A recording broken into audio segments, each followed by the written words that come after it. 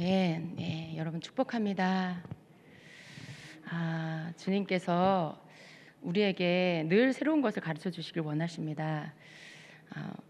그런데 우리는 배우고 또 배우죠. 듣고 또 듣죠.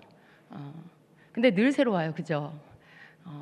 주님이 예전에 가르쳐 주신 건데, 근데 또 들으면 또 다시 새롭게 알아지게 되는 것들입니다. 여러분, 성도의 믿는 자의 삶은 전쟁이라는 것을 아십니까? 전쟁이에요. 전쟁, 보이지 않는 전쟁. 영적인 세계에 하나님의 나라와 마귀의 나라, 성령과 악한 영의 싸움인 거죠. 그 싸움에서 내가 있는 거예요. 여러분이 있는 거예요. 여러분 안에 계시는 성령님과 그리고 여러분을 계속해서 넘어뜨리려고 하는 악한 영, 거기 사이에 여러분이 있습니다. 근데 내가 어느 편에 설 것이냐, 그것은 여러분이 결정하는 거예요. 여러분이 때로는 성령님 편에 서서 성령님께 순복해서 성령님이 일하실 수 있도록 할 때도 있지만, 또 어떤 때는 은혜가 뚝 떨어져가지고 눈이 어두워져가지고 내가 지금 무슨 짓을 하는지도 모르고 마귀의 편에 서가지고 마귀가 막 나를 막 가지고 도구 삼아서 일할 수 있도록 막 나를 그냥 다 내어주고 있는 때도 있어요. 그렇죠, 여러분? 웃는 분은 알아요. 그게 뭔지 아는 분이죠. 근데 여러분, 우리가 항상 이 두 가지의 이 경우에서 이 상황을 내가 더 이상은 마귀에게 나를 내어주는 그런 상황이 아니고 성령님께 나를 내어주어서 성령님이 내 안에서 승리할 수 있도록 그렇게 해야 하는 것입니다. 그것이 믿음의 영적 전쟁의 우리 성도의 삶이고 하나님께서 우리에게 원하시는 믿는 자의 삶인 것이죠. 근데 여러분, 오늘 어떠셨습니까? 혹은 최근에 어떠셨습니까? 여러분은 이러한 상황 가운데 여러분 삶에 이러한 상황들이 있었다면 그러한 상황 가운데서 여러분이 성령님의 편에 서셔서 승리를 하셨습니까? 아니면 마귀의 편에 서서 마귀가 이기도록 하셨습니까? 어떻게 하셨습니까? 그게 무슨 얘기인지조차 모르면 안 돼요. 내가 내 삶 가운데 그런 일이 있었나? 최근에 그런 일이 있었나? 여러분, 그게 뭔지조차도 잘 분별을 못 하신다면 안 되는 것이죠. 여러분 삶에 일어나는 어떤 사건들, 상황들, 관계들, 이런 여러 가지 속에 그 실체는 영적 싸움인 거예요. 영적 싸움인 거예요. 여러분이 부부싸움을 했다, 그냥 단순히 가정에 일어난 부부싸움이 아니라 영적 싸움인 거죠. 여러분이 사업상에 어떤 문제가 일어났다, 단순히 그냥 사업의 문제로만 끝나는 것이 아니라 그 속에는 숨겨진 영적 싸움이 있는 거고요. 그런 물질적인 문제, 뭐 어떤 것이 되었든지 간에 그 속에는 반드시 영적인 싸움이 있는 것입니다. 그래서 그것을 우리가 자꾸만 볼 수 있어야 돼요. 그 상황들 속에 실제적으로 그 속에 숨겨져 있는 영적인 싸움이 뭔지를 여러분이 아셔야 되고요. 그것을 분별하셔서 내가 어떻게 해야 되는지를, 내가 어떻게 하는 것이 성령님 편에 서는 것이고 하나님의 뜻에 순복하는 것인지를 여러분이 아셔야 이길 수가 있습니다. 그렇습니다, 여러분. 참, 믿음의 삶이라는 건 참 어려운 것 같은데도 쉽고 또 쉬운 것 같은데도 어려울 때가 많이 있어요. 왜냐하면 우리가 이렇게 하나님 나라와 세상 나라에 껴있는 그런 사람이에요. 우리의 현주소는 천국인데, 우리의 믿는 자의 현주소는 천국인데, 근데 실제로 우리의 육이 살고 있는 곳은 이 땅이죠. 우리의 법적인 현주소는 천국 시민인데, 그런데 우리가 실제로 육신에 몸담고 있는 곳은 이 땅이에요. 그런데 이 땅을 지배하는 자, 이 땅의 어떤 이 땅을 지배하는 세상 영이 마귀죠. 그렇기 때문에 우리는 그런 어떤 마귀의 공격과 그런 우리를 향한 그런 유혹에서 우리가 자유할 수가 없는 것입니다. 그래서 그 속에서 계속해서 내가 영적 분별력을 갖고 깨어있지 못하면 우리는 쉽게 넘어가고 유혹 가운데 넘어질 수밖에 없는 그런 존재라는 걸 우리가 알아야 합니다. 그래서 우리가 계속해서 하나님의 말씀을 듣고 또 우리가 기도하면서 계속 영적인 눈이 어두워지지 않도록 이렇게 깨어 있어야 하는 것입니다. 여러분, 말씀 한번 같이 볼까요? 골로새서 3장 15절입니다. 골로새서 3장 15절 우리 같이 한 목소리로 읽겠습니다. 그리스도의 평강이 너희 마음을 주장하게 하라. 너희는 평강을 위하여 한 몸으로 부르심을 받았나니 너희는 또한 감사하는 자가 되라. 예. 전쟁에, 영적 전쟁에 있어서 키워드는 평강입니다. 왜 그럴까요? 전쟁과 평강은 굉장히 대조적인 것 같아요. 전쟁에 어떻게 평강이 있을 수 있을까? 그렇죠. 근데 여러분, 전쟁과 평강의 관계는요, 평강이 전쟁을 다스리게 하는 것, 이것이 전쟁을 이기는 방법입니다. 그리스도의 평강이 너희 마음을 주장하게 하라. 하나님의 평강이 내 안에 있을 때 우리는 밖에서 일어나는 영적 전쟁을 이길 수가 있습니다. 우리가 이 영적 전쟁에 승리를 하려면 권세가 있어야 돼요. 영적 권세가 우리에게 있어야 합니다. 이 권세는요, 어떤 권세, 이 권위, 이것은 내가 내 뜻을 다른 사람한테 강요하는 그런 것이 아니에요. 내가 가진 어떤 권세가 나에게 주어지는 것은 내가 억지로 그것을 만들어서 주장해서 다른 사람을 내가 내 힘으로, 내 뜻으로 굴복시키고 어떤 그런 것을 할 수 있는 그런 권세를 말하는 것이 아닙니다. 영적 권세는 언제 얻어지냐? 어떤 불화한 곳에 내가 그곳을 평강으로 바꾼다. 어떤 이 평강이 없는 곳, 다툼이 있고 분쟁이 있는 곳에 내가 그것을 평강으로, 또 화평의 관계로 바꾼다. 여러분이 그렇게 한다라면 여러분이 그렇게 할 때마다 영적 권세가 주어지는 거예요.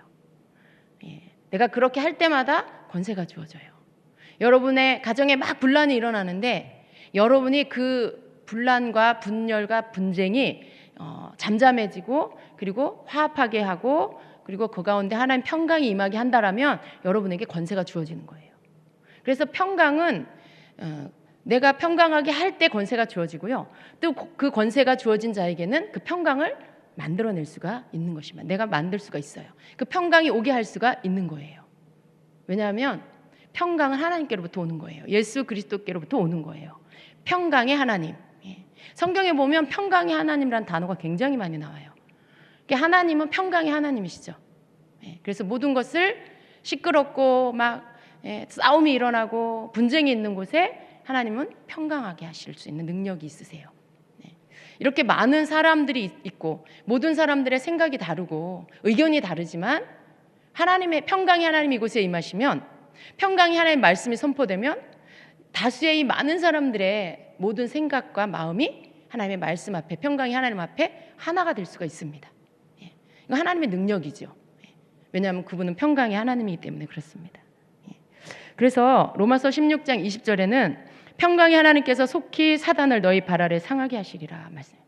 이 평강의 하나님, 그 하나님이 내 안에 계셔서 내 안에 평강이 있으면 속히 사단을 너희 발 아래 상하게 하리라. 우리의 발밑에 사단을 밟을 수가 있다라는 거죠.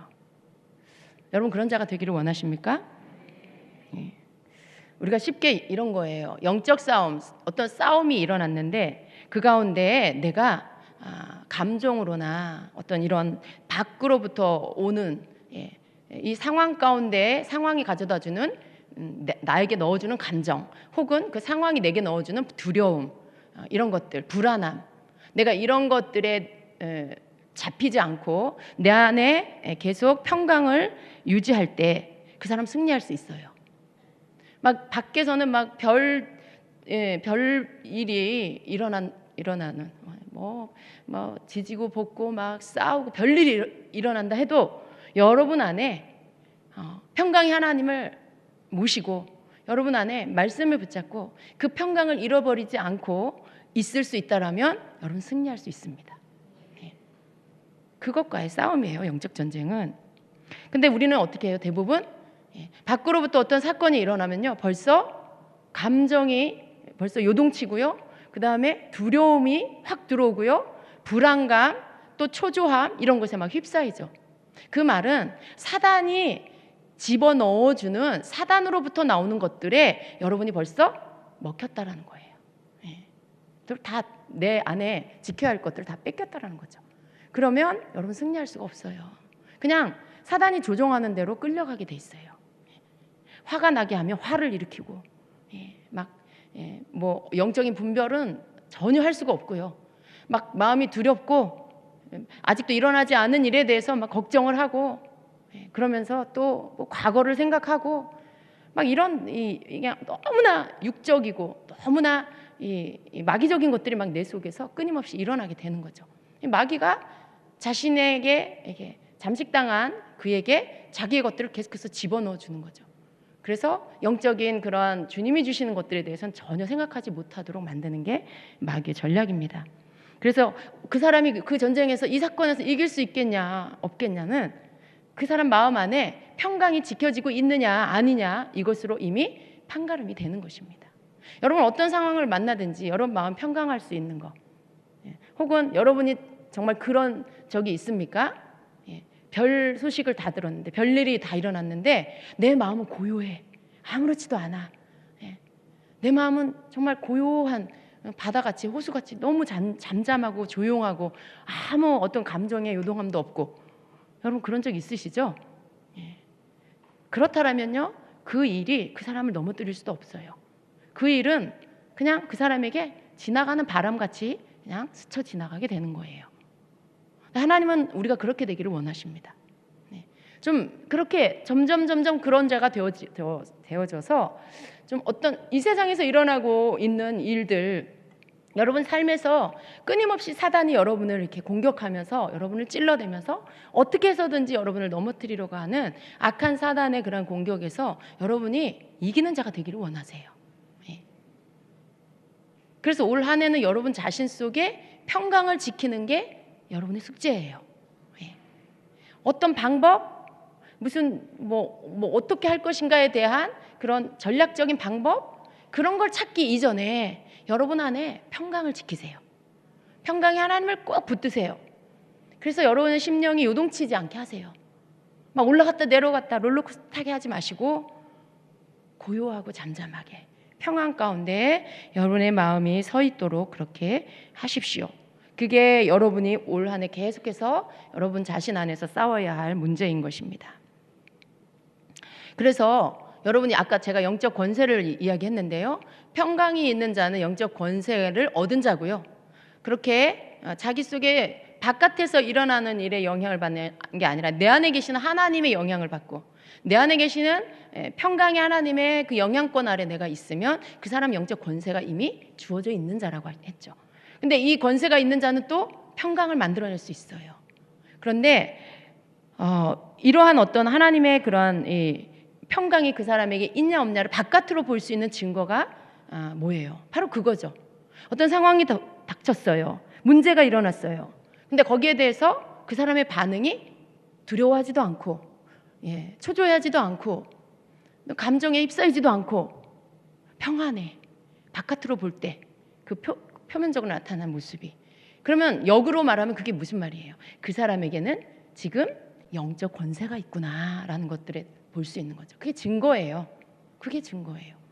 그냥 평상시에 볼 땐 굉장히 영적 권세가 있어 보이는데 어떤 사건을 만났는데 너무나 불안해하고 안절부절하고 막 감정이 막 널뛰기를 해. 올라갔다 내려갔다 막. 그 사람 평상시에 보기에 영적 권세 있어 보였는데 실제로는 뭐예요? 영적 권세 없는 거예요. 너무 상황에 영향받는 사람, 너무 상황에 지배받는 그런 사람인 거죠. 그래서 여러분 자신이 영적 권세가 있나 없나, 내가 내 삶에 일어나는 사건 속에 내가 이길 수 있는 자인가 아닌가에 대해서 싸워보지 않아도 알 수 있는 방법은요, 여러분이 상황이 닥쳤을 때 내가 어떻게, 내 마음이 어떠한가, 그리고 내가 어떻게 계속 반응하고 있나, 그것을 보면은요 여러분이 어떤 사람인지, 내가 이 싸움에서 이기겠구나, 반대로 내가 이것을 이길 만한 권세가 아직 없구나, 이걸 그 사건이 지나가기도 전에 알 수가 있다라는 거예요. 근데 여러분 이 말씀을 듣는 이유는 뭘까요? 영적 권세를 갖기 위해서 그렇죠. 이제는 그 상황들에 대해서 여러분이 조종당하고 지배받는 게 아니라 이제는 하나님의 평강을 지키고 하나님의 말씀을 붙잡고 그리고 거기에 대해서 영향받는 게 아니라 하나님의 말씀에 영향받고 여러분 안에 계시는 성령님의 영향을 받아서 여러분 안에 평강을 지킬 수 있는 자가 되어야 하기 때문에 이 말씀을 듣는 거예요. 그렇죠? 말씀을 듣기 전과 말씀을 들은 후는 달라져야 됩니다. 말씀을 듣기 전에는 무지하고 어리석어서 알지 못하고 깨닫지 못해서 그럴 수 있어요. 그럼 하나님의 말씀을 듣고 나면 어떻게 될까요? 이제는 알았으니까, 이제는 깨달았으니까 그 전과 말씀을 알지 못할 그 전과는 다른 사람이 되어야 돼요. 이제는 아는 자니까, 깨달은 자니까 듣고 안 말씀을 가지고 내가 대처할 수 있는 그런 사람이 되어야 하는 것입니다. 그래서 하나님의 말씀을 듣는 자가 복된 거예요. 영적인 말씀을 듣는 자가 복된 것입니다. 왜냐하면 삶이 바뀌기 때문에 그래요. 여러분이 예배에 나와서 말씀을 듣는 게 그래서 중요한 거예요. 여러분 살기 위해서 나는 예배를 드린다. 나는 살기 위해서 살아있는 하나님 말씀 들으려고 나는 애쓴다. 이건 맞는 말이에요. 어떤 사람은 그 말을 이해하지 못해요. 그냥 주일 성수하면 되지 않나? 하나님이 뭐 주일날 가서 예배 드리면 그걸로 뭐 천국 가는 거지. 무슨 예배에 목숨을 걸고 무슨 살아있는 예배를 드려야 되고 무슨 말이야? 라고 하는 분이 아직도 있을 수 있어요. 네. 근데 여러분 살아있는 예배, 내가 살기 위해서 살아있는 예배를 드린다. 내가 살기 위해서 깨어있는 교회로 간다. 내가 살기 위해서 멀어도 나는 그 교회 가서 말씀 듣고 나는 살아있는 내 영을 살게 하는 그 말씀을 들으려고 난 멀어도 달려온다. 그 사람은요 말씀의 능력을 아는 거예요. 예. 왜냐하면 말씀이 나에게 닿으면 그 말씀이 나를 살아나게 하는 거예요. 죽은 엘리사를 돌무덤 안에 집어 던졌을 때 여러분 엘리사는 기름 부음 받은 자의 대표예요. 예. 기름 부음을 받고 하나님의 능력을 행한 자죠. 그런데 그가 죽었어요. 죽어서 시체를 무덤 안으로 던졌어요. 근데 이미 그 무덤 안에 있던 다른 시체, 그 시체가 먼저 있었죠. 그런데 그 이후에 어떤 사람이 죽어서 그 엘리사의 무덤 안으로 그 시체를 이렇게 던져 넣었어요. 그런데 그 일반 사람의 시체가 엘리사의 시체에 닿았죠. 이미 오랜 시간이 지났어요. 그 뼈에 살은 썩고 뼈에 닿았어요. 그래서 어떻게 됐어요? 그 시체가 살아났어요. 여러분 하나님 말씀이에요. 네. 그런 말씀이 왜 성경에 기록되어 있을까? 여러분 깨달으시기를 바랍니다. 엘리사는 상징이에요. 네. 살아있는 하나님의 말씀, 기름 부음의 상징이죠. 하나님의 말씀, 기름 부음이 여러분에게 닿으면 여러분 죽은 영혼이 살아나는 거예요. 여러분의 죽은 심령이 살아나는 거예요. 말씀을 듣고 깨어나서 그렇구나, 그런 영적인 원리가 있었구나, 내가 이제 그런 것들을 보고 분별해야 되겠구나, 그것을 알게 되는 거죠. 그게 깨어나는 거죠. 그게 영으로 살아나는 거죠. 말씀이 여러분에게 닿아서 생명으로 여러분이 살아나게 되는 거, 그걸 의미하는 거예요. 그 말씀은 여러분 살아나셔야 돼요. 하나님 말씀이 여러분에 닿으면 여러분이 살아나셔야 돼요. 살아나게 되어 있어요.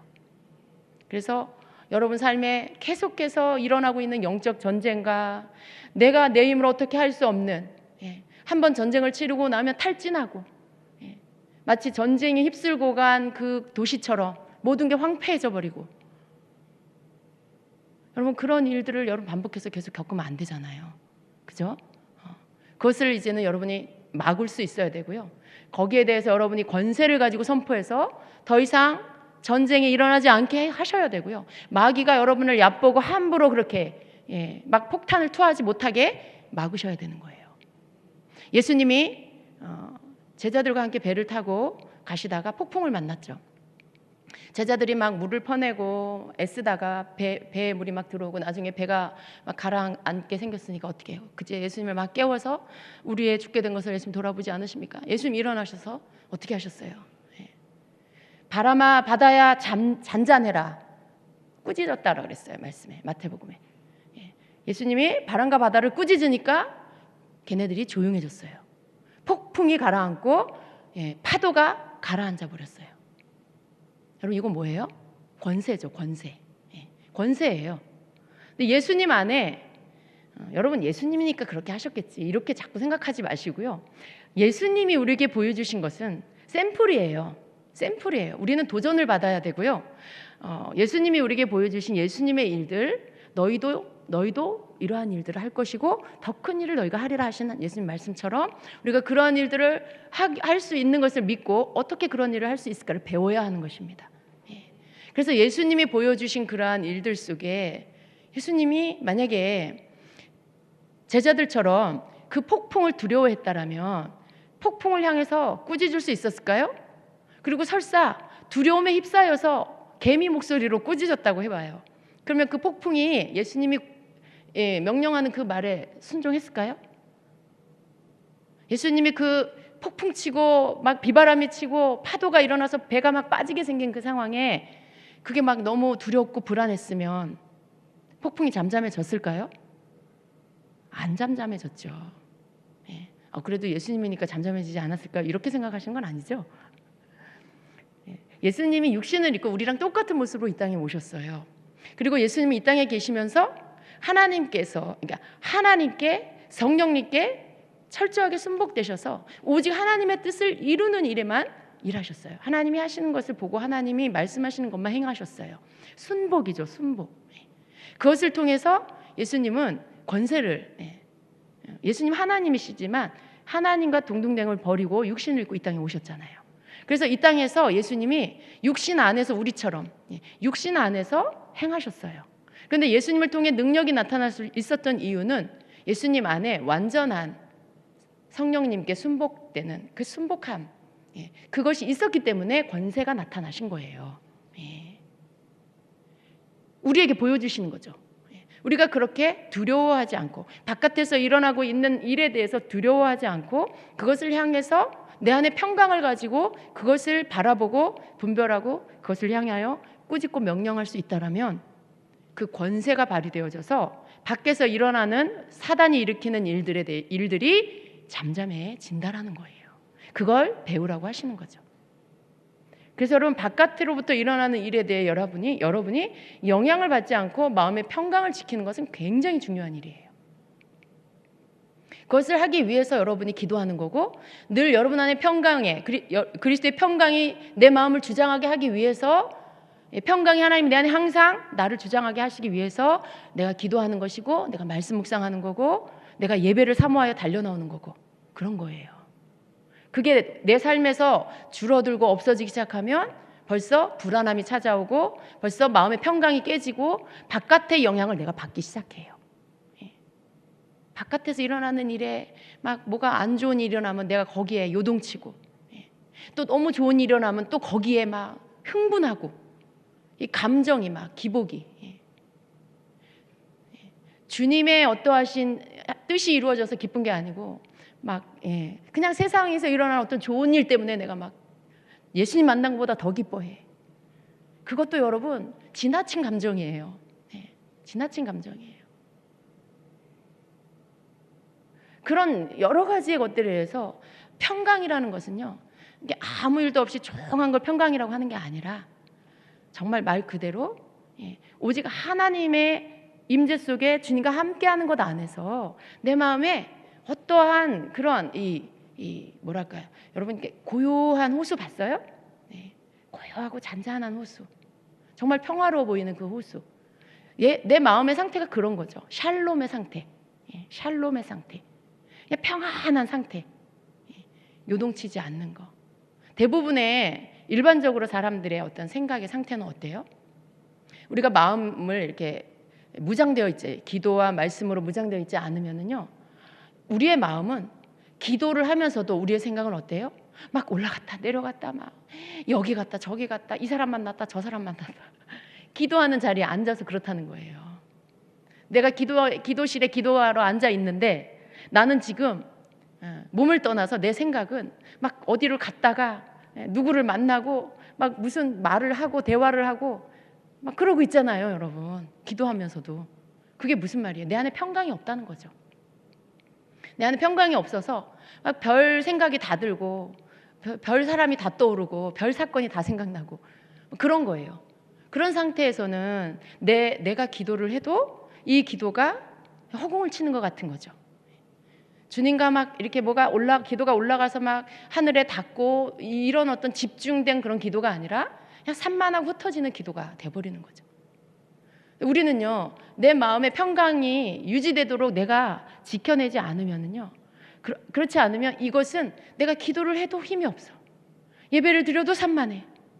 왜 기도해야 하고 말씀 봐야 하고 왜 예배 가운데 있어야 하냐면, 우리가 그런 것들을 계속 함으로 인해서 내 안에 평강의 하나님이 좌정하시고 임재하셔서 나를 꽉 붙들어 주실 수가 있어요.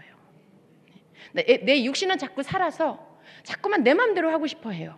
자꾸만 내 습관대로 하고 싶어 하고 내 가치관대로 살고 싶어 하는 게 내 육이고 내 본능이에요. 근데 그걸 굴복시키는 건 뭐예요? 하나님의 말씀이고 하나님 앞에 부르짖어 기도하는 거고 예배 가운데 나와서 주님을 예배하면서 말씀 가운데로 내가 들어가는 거고 그 기름 부음 안에서 내가 주님 부어주신 기름 부음 받는 거고 이런 것들을 통해서 내 육이 약해져요. 내 자아가 약해져요. 육이 점점 강해지는 게 아니고 약해지고 내 속에 계시는 성령님이 힘을 얻으시고 내 영이 성령님과 함께 기뻐하고 내 영은요, 여러분 우리의 영은요 하나님께로부터 공급받을 때 기뻐하는 거예요. 내가 육신으로 뭔가를 막 좋은 걸 한다고 내 영이 기뻐하지 않아요. 내 영과 육은 반대예요. 영은 하나님의 생명이 있는 거예요, 내 안에서. 그런데 육은 어때요? 내 자아를 담고 있어요. 그래서 나를 위해요. 나 자신을 위해요. 내 육은 나 자신을 위하고 내 영은 하나님을 위해요. 내 영 안에 계시는 성령님으로 인해서 하나님을 위해요. 그런데 내 육이 계속 힘을 얻고 막 세지면 내 영은 약해져요. 내 영은 점점 쪼그라들어요. 힘을 발휘하지 못하는 거죠. 그럼 우리는 영을 살찌게 해야 될까요? 육을 살찌게 해야 될까요? 내 영이 힘을 얻게 해야 될까요? 내 육이 힘을 얻게 해야 될까요? 내 영이 힘을 얻게 해줘야 되는 거예요. 그래야 내가 영적 분별력이 더 깨어나게 되고 그래야 내가 하나님의 그런 기뻐하시는 것들이 함께 기쁘고 주님의 뜻이 알아지고 절제가 되고 바깥에 일어나는 일로 내가 휩싸이지 않고 평강이 유지되는 거죠. 내가 영적인 것들에 대해서 내 영이 힘을 얻는 걸 아무것도 하지 않으면서 어떤 일들을 만났을 때 내가 그 일을 이길 수 있다? 어떻게 이겨요?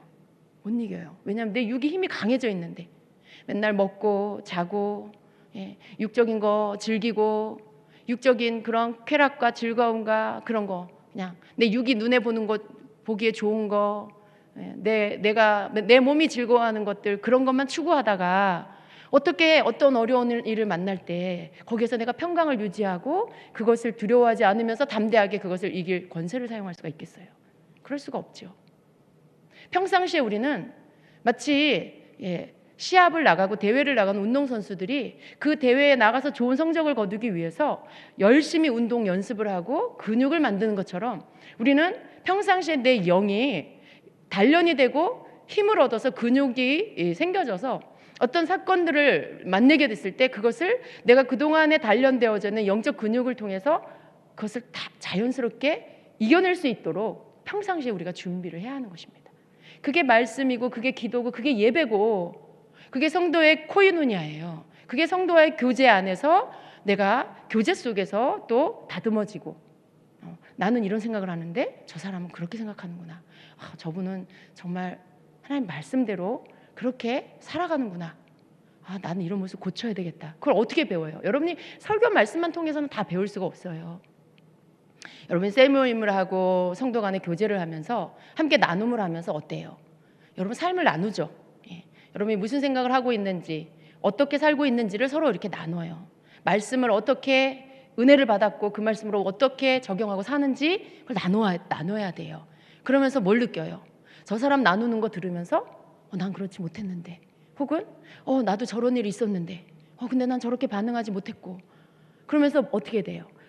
그 말씀 들으면서 나를 깨닫게 되는 거예요. 나는 이런 거 이제 이렇게 하면 안 되겠구나. 나도 저분처럼 저 집사님처럼 나도 이제 하나님 말씀을 붙잡아야 되겠구나. 나도 이런 관점을 바꿔야 되겠구나. 이런 어떤 여러분 삶에서 실천하고 적용해야 할 것들을 어디서 배워요? 다른 사람 사는 것 듣고 볼 때 말씀에서도 들었고 성경을 통해서도 또 읽었고 그러는데 여러분 삶에서 함께 나누면서 어때요? 그 속에서 그것을 실천하는 방법이 무엇인지를 서로의 나눔 속에서 배우는 거예요. 여러분 그 나눔 안에 꼭 잘한 것만 얘기하라는 게 아니에요. 나는 이렇게 말씀 순종했어요. 내가 뭐 이렇게 살았어요. 자랑하라는 게 아니에요. 가장 은혜되는 말씀이 뭔지 아세요? 그 사람이 말씀대로 살지 못해서 실패했을 때 그걸 깨닫고 회개하고 돌이킨 말씀 들을 때 그때 여러분 참 은혜되잖아요. 겸손함이 느껴지고 그 사람이 정말 주님 뜻대로 살려고 애쓰는 게 느껴지고 뭐 그런 어떤 연약함 속에 하나님 뜻대로 살려고 하는 그 사람의 본 모습이 은혜가 되더라고요. 여러분 그냥 그런 나눔 속에서 그런 걸 나누는 거예요. 내가 말씀 묵상하고 이렇게 살은 거 혹은 또 내가 말씀 묵상했는데 이렇게 살지 못해서 깨달았고 그것을 회개하고 돌이켰고 이런 여러분 삶에서 말씀을 가지고 이렇게 저렇게 살았던 어떤 그런 삶을 여러분 셀 모임이나 모임 안에서 함께 나누는 거죠. 그게 서로에게 거울과 같이 비치는 거고요. 서로에게 그 말씀을 그 나눔을 통해 하나님은 말씀하고 계시는 거죠. 누군가에게는 듣게 하시고 누군가에게 또 말하게 하시면서 서로에게 듣고 말하게 이렇게 하시면서 그걸 통해서 내 안에 모습을 또 다듬어가는 시간을 주시는 거예요. 그래서 말씀 묵상 큐티하고 나누는 그 나눔의 방이 참 귀한 시간인 거죠. 제가 여러분 셀모임 안에서 자꾸 그걸 하라고 하는 이유가 그 시간 통해서 성도의 교제, 형제와 자매 안에서 우리가 뭘 하겠어요? 믿는 자가 모여서 뭘 하겠냐고요. 우리가 하나님의 말씀 속에서 내가 이렇게 살려고 애썼어요. 하나님 말씀 속에 이것을 깨달았어요. 그걸 서로 나누면서 은혜를 끼치는 그 시간. 세상 나가서 여러분 그거 할 수 없잖아요. 그죠? 교회 안에서 여러분 그거 하시라는 거죠. 그러면서 또 함께 또 이렇게 친해지고 그런 시간들, 그런 시간들이 교회 안에 있어야 되는 거죠. 여러분 그런 모든 시간, 교회 생활의 모든 것들이 합쳐져서 내가 다듬어지는 거예요. 어떻게 다듬어질 수 있겠어요? 나는 그냥 하나님하고만 집통하면 돼요. 나는 그냥 예배만 참석하겠어요. 여러분 그거 조금 생각을 넓히셔야 돼요. 하나님하고만 직통하면 돼요. 그게 아니고요. 하나님에게로부터 들은 말씀, 하나님의 말씀을 듣고 그리고 내가 깨달았다라면 그것을 이웃과 이렇게 십자가의 상하, 하나님과 나, 그다음에 나와 이웃의 관계 안에서 하나님께로부터 받은 것이 수평으로 이웃에게로 서로가 서로에게로 흘러가고 흘러들어오게 만들어야 되는 거예요. 그래야 온전한 십자가가 이루어지는 거예요. 어떻게 하나님하고 나하고만 직통으로 이렇게 교제하고 만나는 것으로만 우리가 그렇게 온전한 예수님의 형상을 닮을 수가 있겠어요. 그런 모든 모습들을 통해서 내 속에 영적 전쟁을 이길 수 있는 힘이 주어지는 것입니다. 여러분이 그런 훈련을 여러분 삶에서 다 받으셔야 돼요. 좀 여러분의 지경을 이렇게 삶의 영역들을 넓혀가세요. 내가 늘 이렇게 여러분이 다니는 길로만 다니고 여러분이 만나는 사람만 만나고 그게 아니고 좀 더 넓히시고 그렇게 좀 더 나의 영역들을 넓혀서 더 많은 사람들과 교제하고 더 많은 사람들과 함께 이렇게 아는 사이가 되고 그렇게 해서 또 믿음의 이야기들을 나누고 삶을 나누면서 여러분이 그 속에서 높아진 것들은 낮아지고 또 너무 낮아진 것들은 다시 회복되고 나만 그런 줄 알았는데 저분도 그렇게 사는구나. 근데 나는 이것 때문에 너무 늘 괴로운데 저분은 그러지 않네? 별거 아닌 걸로 생각하네? 그런 거 보면서 여러분도 힘을 얻는 거예요. 나도 그러지 말아야 되겠다. 왜 맨날 나는 이렇게 내가 못났다고 생각하고 살았지? 내가 보니 저분도 나랑 별로 생각이 다르지 않은데 저분은 너무 유쾌해 보이네? 저분은 심각해 보이지도 않고 왜 그럴까요? 생각이 달라서 그래요. 나는 막 심각하게 생각해. 근데 저분은 심각하게 생각하지 않아요. 그냥 털어버리는 거죠. 하나님께 기도하고 털어버리고 자기의 연약함에 대해서 그냥 하나님께 올려드리고 또 그것을 털어버리고 그리고 점점 나아진 모습으로 나가는 거고 그런 거죠. 그런 것도 여러분 배워야 돼요. 서로에게 비춰지는 모습을 통해서 내가 배우는 거예요.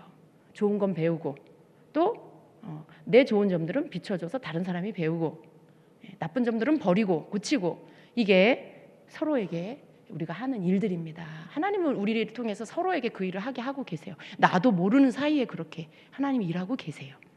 그래서 교제가 굉장히 중요하고요. 이런 것들을 통해서 내가 다듬어지고 또 영적 근육이 생기고 사단이 나를 공격하는 통로들이 그러한 어떤 약점들이 다 이제 막혀지게 다 이렇게 약점들이 보완이 되게 되는 겁니다. 우울증을 계속 갖고 있어 보세요. 사단은 평생 그 사람한테 우울증으로 괴롭힐 거예요. 교만을 계속 갖고 있어 보세요. 사단은 그 사람에게 계속 교만을 충동질해서 넘어뜨릴 거예요. 그런데 우리가 서로 다른 모습 속에 서로를 보면서 저 사람에게 이 똑같은 일에 대하여 서로 생각하는 게 다를 때 그때 드러나는 거예요. 교만이 뭔지 겸손이 뭔지가 드러나요. 내가 옳다고 생각한 것이 평생 옳다고 생각했는데 그 부분에 대해서 다른 사람들이 갖고 있는 생각이 다를 때 내가 생각하고 있던 내 주장이 틀렸다라는 것을 그때 알아지게 돼요. 그러면 누가 가르쳐주지 않아도 내가 스스로 깨닫고 그리고 버릴 것들을 버리면서 고쳐나가기 시작하죠. 그런 것들이 교회 안에서 서로 형제를 통해 자매를 통해 서로 교제 안에서 서로에게 이루어지고 있는 일입니다. 여러분이 영적 전쟁에 승리하는 자가 되는 여러 가지 여러분이 영적 근육을 키우는 방법 중에 이 부분도 굉장히 중요한 부분이라는 걸 아셔야 돼요. 혼자 고립되는 사람 되지 마세요. 하나님하고만 그렇게 하나님하고만 직통으로 교제하는 그런 사람 되지 마시고요. 하나님과 나 그리고 나와 이웃 이 모든 것들을 함께하는 그런 자가 되십시오.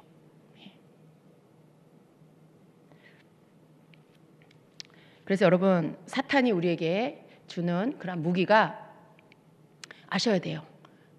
두려움, 그다음에 걱정, 근심, 다 아시죠? 그리고 자기 연민에 빠지는 거, 교만한 거, 이런 것들이 일어난다. 그러면 사단이 여러분을 지금 공격하고 있다. 사단이 지금 여러분을 건드리고 있다. 이렇게 이해하셔도 됩니다. 그것을 통해서 어떻게 해요? 여러분 안에 있는 평강을 빼앗으려고 하는 거예요. 어떻게 해서든지 여러분 안에 있는 평강을 파괴시켜서 사단이 여러분에게 두려움으로 장악하고 걱정 근심으로 자기 연민에 빠지게 하고 그렇게 해서 여러분을 집어삼키려고 하는 거죠. 다 이렇게 황폐케 하려고 하는 거죠. 그래서 이런 부분들이 여러분 이게 어디로부터 왔나 이제는 볼 줄 아셔야 돼요. 걱정이 들어요? 두려움이 찾아왔어요? 자기 연민에 빠졌습니까? 그러면 여러분 사단으로부터 그것이 왔다라는 것을 여러분이 분별하시고 이제 그것에 대해서 어떻게 해야 하는지를 깨달으시기를 바랍니다. 대부분 그것은 어떻게 시작이 될까요? 여러분 삶에 여러 면에서 관계적인 면이라든가 물질이라든가 여러 가지 여러분의 삶의 영역 안에 여러분의 그 구멍이 있어요. 구멍. 여러분 구멍이라는 건 뭐예요? 마치 깨어진 항아리처럼 위로부터 주님이 막 은혜를 부어주시고 기름 부어주시고 막 영적으로 막 성장시켜 주시는데 여러분에게 금이가 있어. 혹은 밑에 구멍이 나 있어. 바닥에. 그러면 어떻게 해요? 아무리 부어줘도 다 흘러나가요. 그게 구멍이 나 있는데 몰라. 여러분 자신이 자기의 그 그릇에 구멍이 나 있는 걸 모르면 하나님이 아무리 여러분에게 은혜를 부어주고 기름 부음을 부어줘도요. 그게 다 빠져나가요. 근데 사단은 여러분을 향해서 뭘 찾는 줄 아세요? 얘 구멍이 어딘가, 얘 허점이 어딘가, 약점이 뭔가 그걸 파악하려고 여러분 주변을 맴돌아요. 여러분 삶의 영역에 맴돌면서 여러분 입에서 나오는 말, 또 사람과의 관계 속에서 반응하는 거 그런 거 보면서 약점을 딱 찾아내요. 얘는 돈에 약하구나. 얘는 자녀에 약하구나. 얘는 사업에 약하구나. 얘는 무서운 사람에 대해서는 눌리는구나. 뭐 여러 가지를 파악을 하죠. 그리고 어떻게 해요? 얘는 또 감정에 분노를 참지 못하는구나. 조금만 화가 나도 분노가 폭발하는구나. 얘는 다혈질이구나. 얘는 우울한 애구나. 이런 것들을 다 파악해요. 어떻게 알 수 있어요? 여러분 주변에서 일주일만 살아도 다 알아요. 마귀는. 다 알죠. 여러분 주변에서 일주일만 맴돌면 다 나와요. 여러분 미천이 다 나와요. 그러면 그거 가지고 어떻게 해요? 공격해요. 여러분 약점이 뭔지를 알기 때문에 그 약점으로 계속 공격하고 생각을 집어넣고 막 그래요. 그러니까 여러분 적도 여러분의 약한 부분이 뭔지 알고 이기려고 해요. 여러분 하물며 예수 믿지 않는 세상 사람들도 지피지기면 백전백승이라 그랬어요. 우리가 그걸 알아야죠. 우리가 믿는 자가 그걸 알아야죠. 우리가 적을 알아야, 그쵸? 나를 알고 적을 알고 그래야 내가 이기잖아요. 내가 적도 몰라, 나도 몰라. 적이 뭐라고 했는지도 몰라, 내 약점이 뭔지도 몰라, 내 구멍이 뭔지도 몰라. 그러면 여러분 백전백패예요. 여러분 100번 싸워서 100번 져요. 근데 더 이상 그러면 안 돼요. 여러분 구멍이 뭔지 여러분이 알아야 돼요. 사단이 여러분에게 뭘 공격하고 하는지 아셔야 돼요. 그걸 알고 그걸 구멍을 막아야 돼요. 여러분 구멍이 뭐세요? 빨리빨리 생각하셔야 돼요. 이 시간에 주님 생각나게 해주세요. 알게 해주세요. 자기 연민이 구멍인 사람 있어요. 자기 연민. 너무 쉽게 자기 연민에 빠져. 나는 왜 이럴까? 나는 왜 이런 집에서 태어났을까? 우리 부모님은 왜 그럴까? 막 그래. 맨날 뭐 이렇게 무슨 일만 일어나면 나는 왜 그럴까? 그 자기 연민, 그게 구멍이에요. 그 사람은. 돈에 꽉 묶여가지고 돈이 있고 없고에 이 사람이 막 올라갔다 내려갔다 막. 너무 영향을 많이 받아. 그게 구멍이에요. 돈이. 사람과의 관계. 막 친구가 없으면 내가 막 세상 다 잃은 것 같아. 내 곁에 사람이 없으면 혼자는 절대 못 있어. 누군가가 항상 나를 지켜줘야 되고 옆에 있어야 되고. 그게 그 사람 구멍이에요. 약점이에요. 각자 여러분 자기 연약함을 아셔야 돼요. 여러분의 연약함 뭐세요? 여러분의 연약함 그걸 알아야 돼요. 그래야 원수가 무슨 일을 하고 있는지를 알아요. 여러분의 약한 부분이 뭔지를 아니까 여러분 한번 생각해 보세요. 여러분 삶에 일어난 사건이 무슨 특징이 있는지를 한번 생각해 보세요. 이렇게 한 달, 두 달만 뒷시간들, 지나간 시간을 한번 되짚어 보면 똑같은 성격의 일들이 반복돼서 일어나고 있는 걸 알 수 있을 거예요. 어떤 불화가 일어나는 사건들, 혹은 여러분이 침체에 빠지는 사건, 그런 거, 그 원인이 뭔지를 한번 생각해 보세요. 그때마다 달랐어요? 그때마다 전혀 다른 일들이 일어나던가요? 굉장히 비슷한 일들이 일어나서 여러분을 자기 연민에 빠지게 하고 침체에 빠지게 하고 혹은 막 불화가 일어나게 하고 분노가 터지게 하고 그렇다는 걸 여러분 확인할 수 있을 거예요. 그 말은 무슨 말이냐면 그 부분이 여러분의 구멍이라는 거예요. 여러분의 약점이라는 거예요. 그걸 여러분이 이제 고쳐나가야 돼요. 하나님의 도우심을 구하고 여러분의 약점을 여러분이 이제 알아서 그걸 여러분이 메꿔 나가야 돼요. 고쳐 나가야 돼요. 그래서 더 이상 사단이 그 구멍을 공격하지 못하게 하셔야 돼요. 마귀가 막 충동질 해가지고. 그럼 그걸 어떻게 해야 될까요, 여러분? 거기에 대해서 영향받지 않도록 하셔야 돼요. 거기에 대해서 여러분이 영향받지 않기 위해서 그 부분을 향하여 여러분이 생각도 고칠 뿐만 아니라 예수 그리스도의 이름으로 그 공격하는 그 구멍을 통해서 들어오는 악한 영에 집어넣는 것들, 그것을 통해서 들어오는 악한 영을 향해서 예수 이름으로 꾸짖어서 더 이상 들어오지 못하게 해야 돼요. 그건 여러분이 그 약점을, 여러분의 구멍을 더 이상 구멍으로 만들어 그냥 놓아두지 않겠다라고 결단하시는 거예요. 나는 더 이상 자기 연민에 빠지지 않아.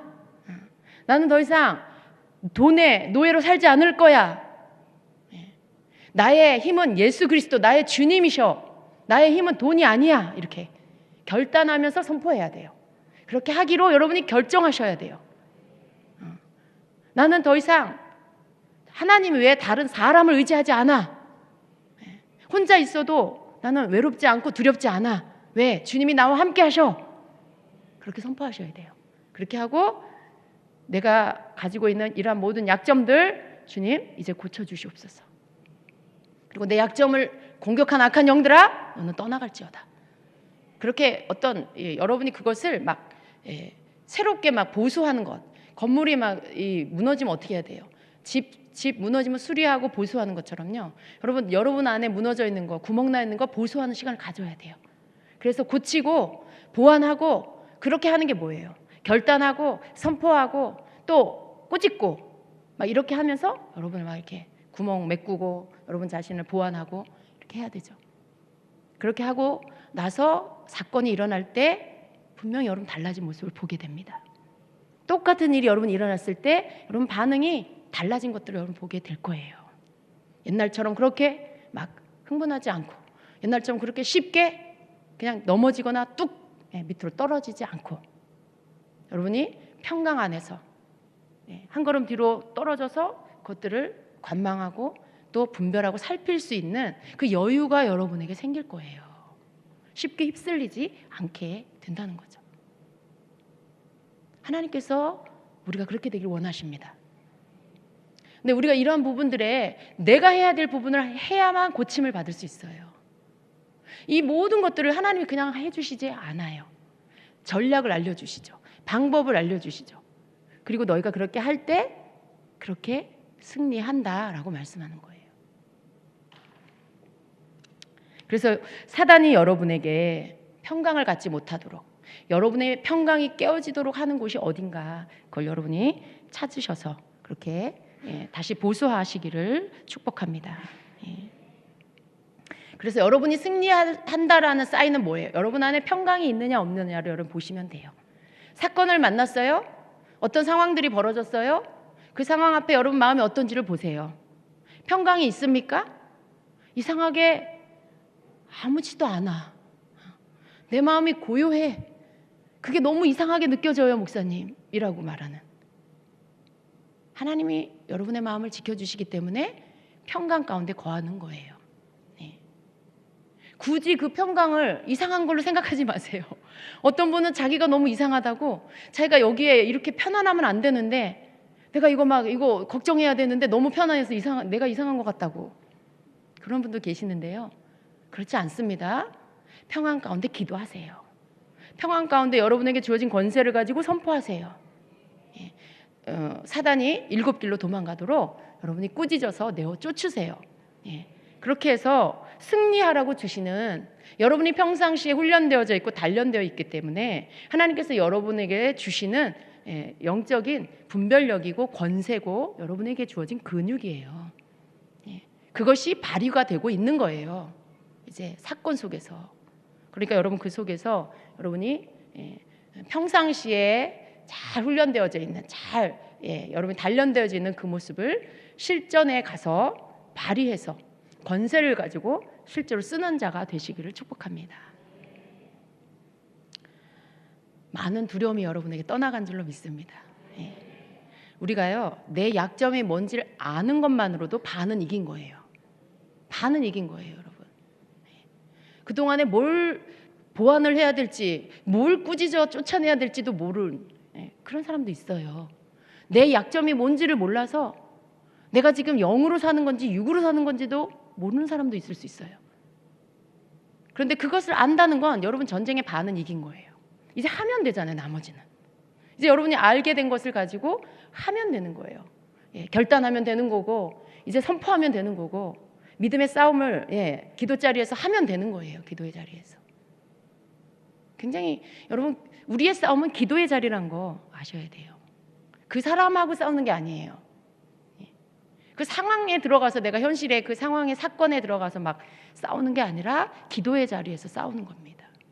그래서 여러분이 기도의 자리에서 이기면 그건 상황에서 이기게 되는 거예요. 왜냐하면 우리의 적은 보이는 사람이 아니고 어떤 보여지는 물건이 아니고 상황이 아니라 보이지 않는 원수 마귀가 적이기 때문에 적과의 싸움, 사단과의 싸움은 기도의 자리에서 영적인 세계로 들어가서 싸우는 거예요.